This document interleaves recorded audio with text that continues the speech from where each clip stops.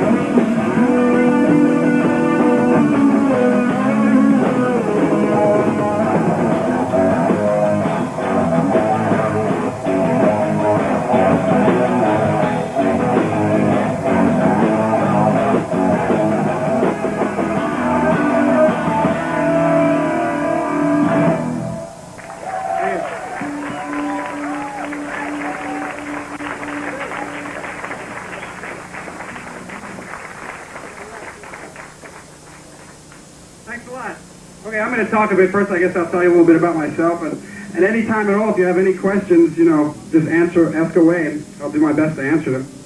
I was born in New York on Long Island, and I was brought up and went to Berklee College of Music. I'm sure everybody here is familiar with that place.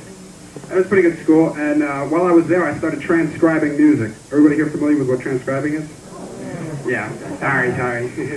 What do you So think this is? what I think it is, a music school, right? Well, so then I started working for Frank Zappa when I was at Berklee, and I was transcribing, and he put me to work transcribing guitar solos and stuff, along with some drum parts.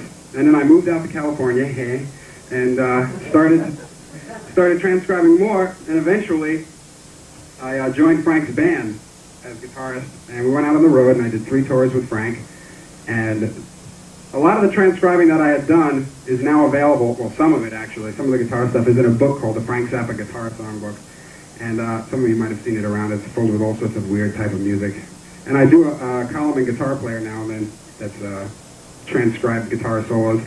Last month I think it was Eddie Van Halen, and I've got some great columns coming up in the future. And any questions? Okay, hang on a second. Okay, I figure what I talk about is just technique and what I did when I was growing up and practicing. I don't know, everybody has their own way of learning and playing. But when I was growing up and when I was practicing, what I used to do is I used to make a schedule for myself, and I studied the importance of all sorts of techniques. And when somebody here, what do you do when you practice these days around here? I mean, how much time do you get? What happens? Come on now, make it a little easier for me. Frustration, right. Well, when I used to practice, I used to start out with exercises, all sorts of different types of exercises. Can we kill some of these lights here so I don't feel like I'm... Thank you. And I guess first I'll discuss the importance of exercises, okay? Well, I can just tell you what I used to do, and I used to practice many different types of exercises, some to develop picking, because picking is a certain technique in itself, and also certain exercises derived to develop one-handed playing, pull-offs and stuff like that. Then in recent years, when this stuff became popular, I started doing exercises like that. And then at the same time, I would devise a certain amount of time for doing chords and stuff, studying chords, because that's important too. A lot of times, you sit down and you start playing and you just start getting carried away with soloing and stuff and neglect chords. I don't know how what the program is here. I don't know how many, what type of chord theory or, what type of thing goes on here, but it's pretty important that everybody studies chords and scales and whatnot. And when I was younger, I used to practice about 15 hours a day, and I used to divide the day into hours. 1 hour with exercises, 1 hour with scales, 1 hour with chords and stuff like that. At that age, it's easy to do that because you have the time, Now it's probably a little tougher. Any questions? I guess I was 14, 15, 16, around there. And then 17, you gotta go out and work. I drove an ice cream truck.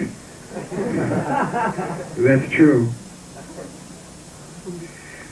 How many people here practice with a metronome? Not nearly enough.